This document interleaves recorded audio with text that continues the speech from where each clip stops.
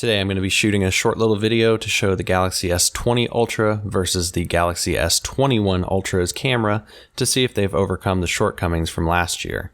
Just a disclaimer, this is not meant to be a fully inclusive camera comparison. I am only showing the shortcomings I noticed on the Galaxy S20 Ultra versus the S21 Ultra's camera improvements. For a fully inclusive camera comparison video, I highly recommend swinging over to the NothingButTech channel run by Jacklyn, who does a fantastic job of comparing the two.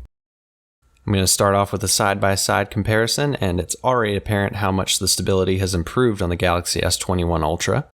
Hopping into the zoom, you can see that both are at 1x, and switching to 10x, you get a little bit more graininess on the S20 Ultra due to its hybrid zoom, whereas the S21 is using optical. Once zooming in past that to 30 times, you'll notice a drastic drop in quality, and at 100 times, the S20 image looks like garbage compared to the S21 Ultra, which is rock steady, sharp, beautiful image, actually usable this time. Comparing the two after the fact, it's even better, night and day difference. Comparing both at a regular one-time zoom, there's not a whole lot of difference between the images. The contrast, saturation, HDR is all pretty much the exact same. Now this is an improvement that I didn't really expect to be an improvement. This is currently on the Galaxy S20 Ultra using live focus video mode, which does a great job with the edge detection because of the time of flight sensor that is basically judging distance to work out the edge detection around my body and keep me in focus while blurring out the background. Now the Galaxy S21 Ultra replaces this feature with something called portrait video, and portrait video does a fantastic job, and the edge detection is greatly improved despite not having a time of flight sensor. The interesting thing to note here though is that in portrait video mode, it must have a face to detect. If it doesn't detect a face, it's not going to really do the live focus effect that you could do on non-face objects with the S20 Ultra. Hopping over to video mode, we can see that the stability is a night and day difference again. The Galaxy S21 Ultra seems to be moving more fluidly and does not lock into place as much as the Galaxy S20 Ultra did.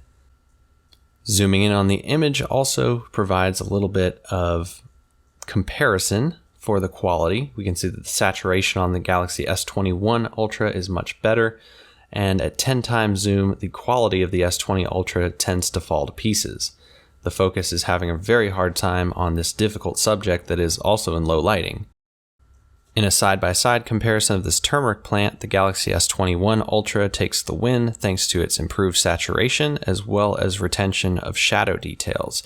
You can see that on the S20 Ultra, the shadows have just gone to a solid black and lost detail. I tend to shoot a lot of close-up images, and the Galaxy S21 Ultra was plagued with fringing focus issues due to its massive sensor size in comparison to the size of the actual lens. So comparing these two, the Galaxy S21 Ultra has used a focus enhancer mode where it uses the ultra-wide camera and crops the image in to kind of normalize the curves and focus, but also keep the image completely sharp and in focus.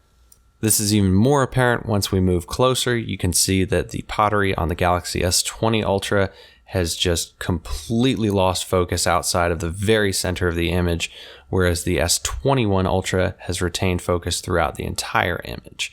Though I will note that the colors on the Galaxy S20 Ultra seem to be slightly better in this example. In conclusion, the Galaxy S21 Ultra is a massive improvement over the Galaxy S20 Ultra's shortcomings. Anybody who was disappointed by the Galaxy S20 Ultra's camera performance will be blown away by the Galaxy S21 Ultra's camera performance. Thanks a lot for joining me. I'll see you next time.